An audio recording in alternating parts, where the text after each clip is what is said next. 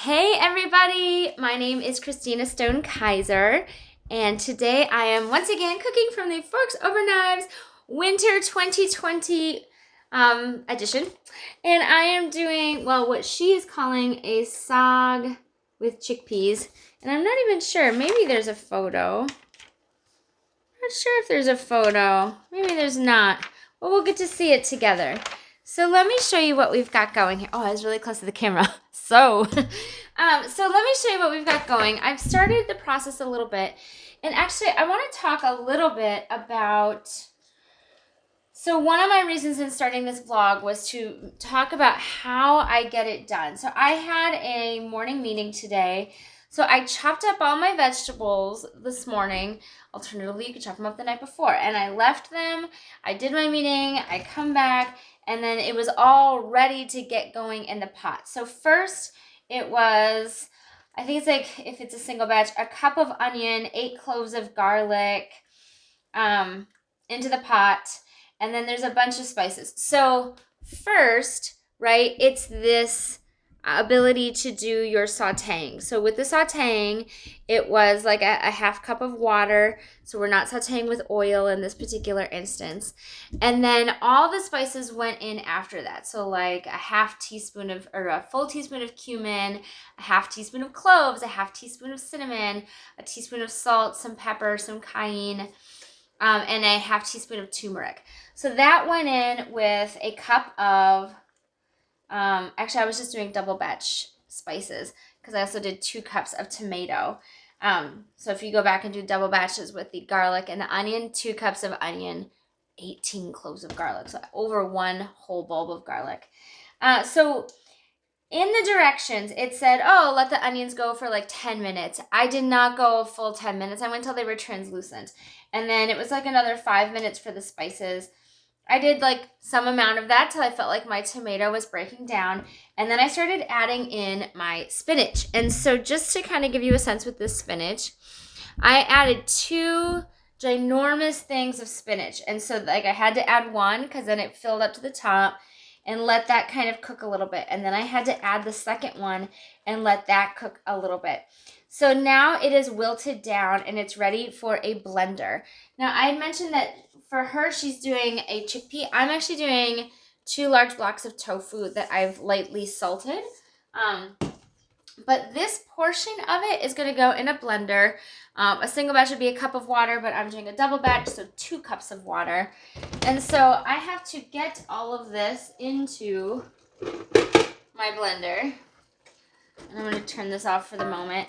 And so normally I actually wouldn't have like turned on the camera until we got to this part where this was already in the blender, because this heavy pot, I can't really pick it up to get the food into the blender. But I wanted to show you the spinach so that you have a sense. If you're cooking with this much spinach, it's okay to do it in a couple batches, let it wilt down.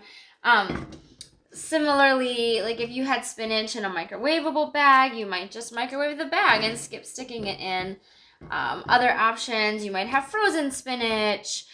She calls for 2 large bunches or 1 pound of spinach. So it's a lot of spinach all told. And this is again a double batch. So I'm going to have quite a bit here. And that's okay. The other thing is, because you're creating this really awesome sauce,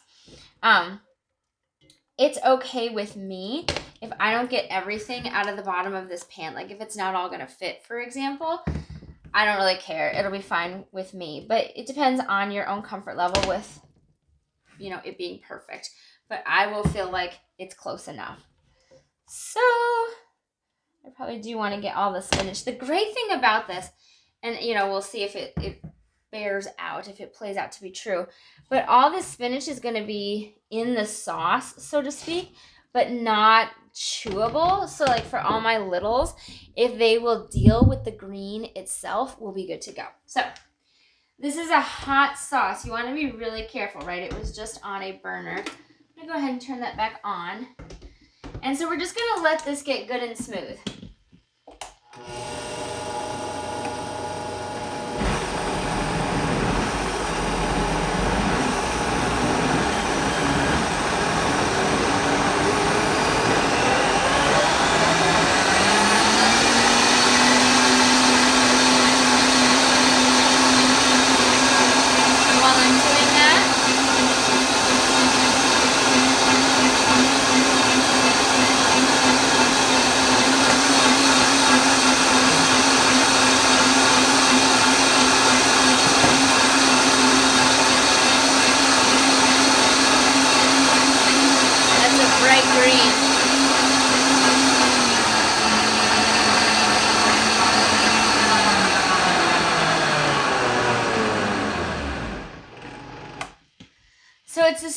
super bright green, which if you are color averse is going to be kind of a hard color to see at first. You see, it's so much green, but so good for you. So I'm just going to pour it back in with my tofu. And I'm actually going to serve this over rice tonight. You could serve it over quinoa, or, you know, I suppose if you wanted, you could serve it over those beans that were supposed to go in the recipe. But beans or tofu alike are both a protein, and that's what you're trying to accomplish there. So this, I realized I put my spatula over here, which is not so convenient. Also, just to say with the greens, collard greens, kale, any green would work. So it doesn't have to be this particular green. But spinach is a really light flavor, and it comes out really smooth. It's not overly bitter. So if you're kind of a novice to greenery, this isn't a bad one to start with. So this will thicken up, I imagine. Let me see what it says.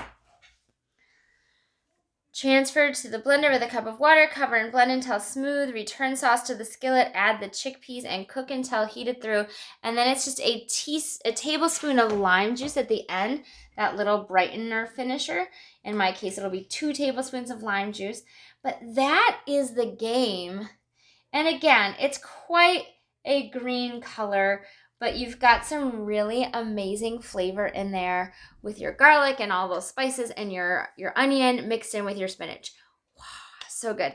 So hopefully that will be a fun thing for you to try. I make this every now and again. It's not very difficult, and it's super nutritious for you. So enjoy, and I will talk to you later. Bye-bye.